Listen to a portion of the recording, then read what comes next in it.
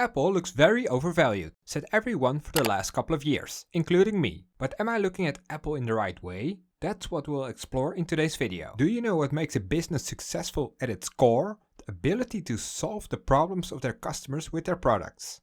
And Apple has so much data that they know and can predict what problems their customers have. Some examples. Customers complained for years that the wired Apple headphones kept breaking and had to be replaced every so often. What did Apple do?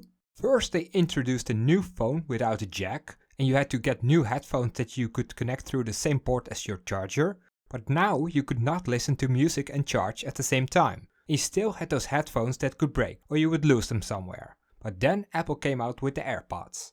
They were definitely not the first that came out with wireless earbuds. But they did solve a few problems. No more wires, and you can easily track their position through Find My iPhone. And do you know that moment when you're strolling through a grocery store or just walking down the street, being in your own world with some good music on, and then someone starts talking to you. You had to take out your headphones and pause your music, but with the AirPods you just take out one headphone and it automatically pauses. After that you just put it back and your music starts to play again. My girlfriend gave me a pair of AirPods, and now that I've used them for a while, I realized I had these inconveniences before that were now solved. But how do they know all this? Most good companies do market research and have ways to track their customers, of course. But companies like Apple have a big advantage. They have data about everything you do and what interests you. So they can predict how people live their lives, what problems they face, and so on. I will give you another example. When you have a $1,000 iPhone, what is your biggest fear?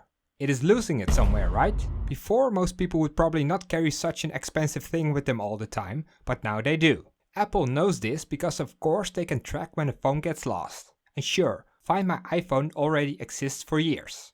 But you know what the biggest problem is? Once you get into that situation, you need another device to track where your phone is. And what are situations in which you lose your phone? It is usually not in the convenience of your own home. No, it is usually outside. Before you needed like a laptop or something like that to track your phone, or someone else around with an iPhone. I have been in that situation, and believe me, it is very stressful and very time sensitive. But now that Apple Watches exist for a while already, you can always have that extra device with you to find your phone. Just look at this ad from Apple. And you know what?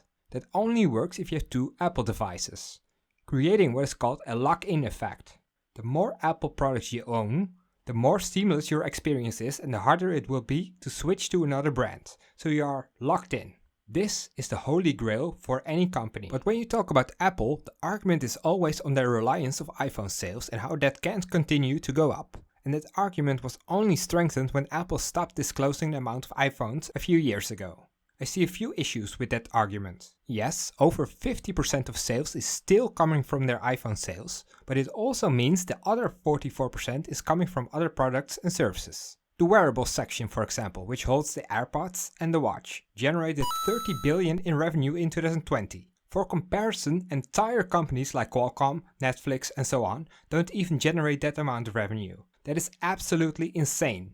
Apple might not always have had a high revenue each year, but the overall trend is definitely up, and they have increased their revenue for an average of 17% over the last 10 years, which is insane for a $2+ trillion company. Before I said the lock-in effect that Apple has created is the holy grail for every company, but there's another holy grail prevalent in every modern tech company: recurring sales through subscriptions. Netflix has it, Disney introduced it into their business model with Disney+, Microsoft moved towards it with Office 365 and other products, Amazon has it with their cloud hosting business and other things, and Apple has it as well with their services segment. This segment includes the revenue they generate from the App Store, advertising services, Apple Care and Apple TV, and so on. Why is this important? Because Apple gets to keep significantly more sales generated through their services segment than they do through their product segment.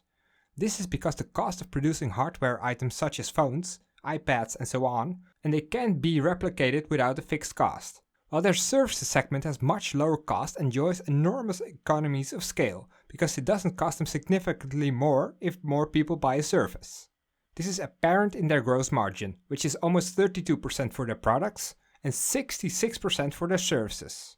And the services segment is growing rapidly, as you can see here, which is a good sign. But there's another thing when it comes to Apple that is often misunderstood. Because one of the most overlooked items by beginning investors into Apple is the ecosystem Apple has. The very thing that is getting them in trouble with regulatory parties right now. The App Store is a vital part in that ecosystem. You see, the value of an iPhone is not only the sum of its hardware parts. It is also the ecosystem of apps you buy into. Knowing that the apps are secure and being one of the 2 big app stores, all apps can be found on there. The App Store creates what is called a two-sided network effect. The more users that join the platform, the more app developers want in on that user base. And the user base is so big that Apple is able to charge app developers 30% to have access to that user base. Though Apple is coming under increasing scrutiny with those fees, with a lawsuit from Epic as well. And let's not forget the lock-in effect again in this aspect. All of the Apple devices are part of the ecosystem, which makes it a seamless experience and that much harder to get away from. This gives Apple a white moat, and if there's anything you want your companies to possess, it is having a white moat. Or a business that is very hard, if not impossible, for competitors to replicate. But how does this translate to their profits? We see the same as with the sales trend. The overall trend is up, but it is not up year over year, every year. This also has to do with the cyclicality of their iPhone sales. So far we see a great business that might support the assumed higher valuation. But valuation is not based on the current business. It is based on the expected value of the future business. And it is here that opinions start to deviate. More on that in a bit. And what about the dividends of Apple? I must admit, as a dividend investor, Apple is not the most exciting company with a current yield of only 0.6%, well below their 5-year average yield of 1.3%. With a 5-year dividend growth rate of just under 10%, it is also not growing as fast as I would like with such current yields. But what am I missing here? Before we get to that, first a bit about me and this channel. I'm Tom from the Dividend Attitude Show, and I make in-depth dividend stock analysis videos like this one. Dividend stock battles between 2 stocks in the same industry, top 5 videos, and once a month an update on my personal dividend portfolio. Back to what I might be missing with the dividend growth rate of Apple. Apple has returned shareholder value mostly through stock buybacks, meaning they buy back shares so the number of outstanding shares becomes less. And each one of those shares represents a piece of ownership you have in Apple, meaning if the number of outstanding shares reduces, you have more ownership in the company. And with the recently announced 90 billion stock buyback, those outstanding shares will sure continue to decrease. So that is the route Apple has taken over the years, share buybacks over bigger dividend increases. As a dividend investor, I would of course prefer it to be the other way around. But I think those stock buybacks might pave the way for bigger dividend increases to come in the future. That is also what we see with the payout ratio. Apple pays out only 17% of its profits in dividends, leaving them a lot of room to keep growing the business. With a dividend growth streak of 9 years and such a low payout ratio, it is no surprise that Apple has the maximum dividend safety score of 99. And it doesn't stop there. Looking at the debt to equity of Apple, one might think they have a lot of debt, but this is deceiving.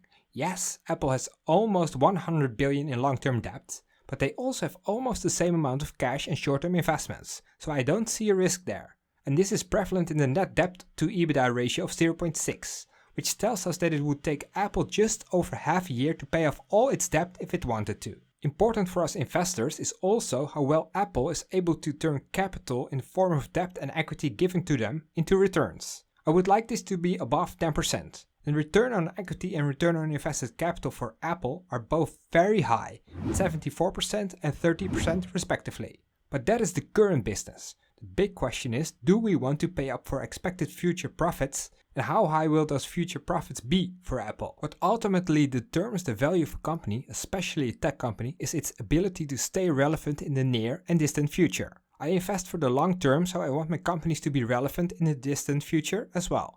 Apple is rumored to have several big projects lined up to generate future growth, and they are spending a lot on research and development to make those projects reality, to the tune of 19 billion in 2020. And they've aggressively increased their spending over time as well, from 10 billion in 2016 to 19 billion in 2020, almost doubling their spending on R&D. A few of those projects include the Apple Car and Apple Glasses. The Apple Car is never officially announced by Apple, but is said to be one of the worst kept secrets of Apple that fall on Project Titan, rumored to be released around 2024. Because much is still unknown, we will have to wait and see how that develops. Apple probably already has a lot of user data on how people use cars nowadays and what problems they are facing.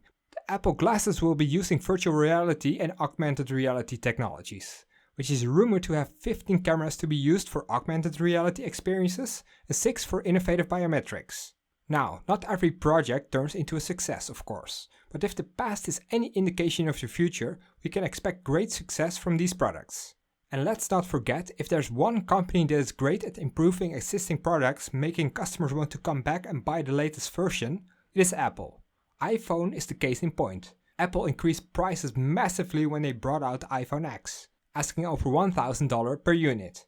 And still, people were buying new phones. And there's one more avenue of growth, which is not so secret at all. In fact, Apple has a whole page dedicated to it. It is healthcare. They have the Apple Watch, which records all kinds of health data. They encourage researchers to develop custom apps for medical research. There's one thing I would like to note about that though. Usually tech innovations and healthcare don't get along so well.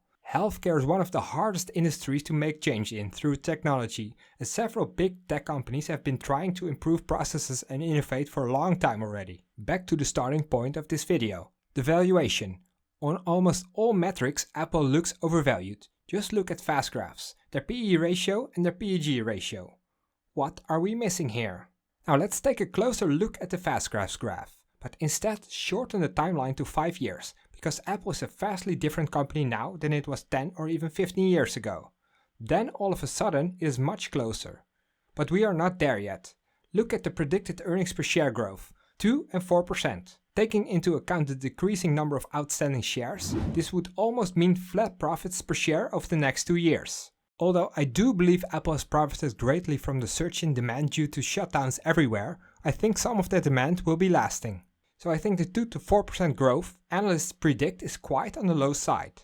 This is also supported by the fact that Apple has surpassed analyst expectations in 7 out of the 10 last years. That tells me it is hard for analysts to predict future earnings per share. There's another factor that is not taken into account when we chart out the future returns we get from investing now.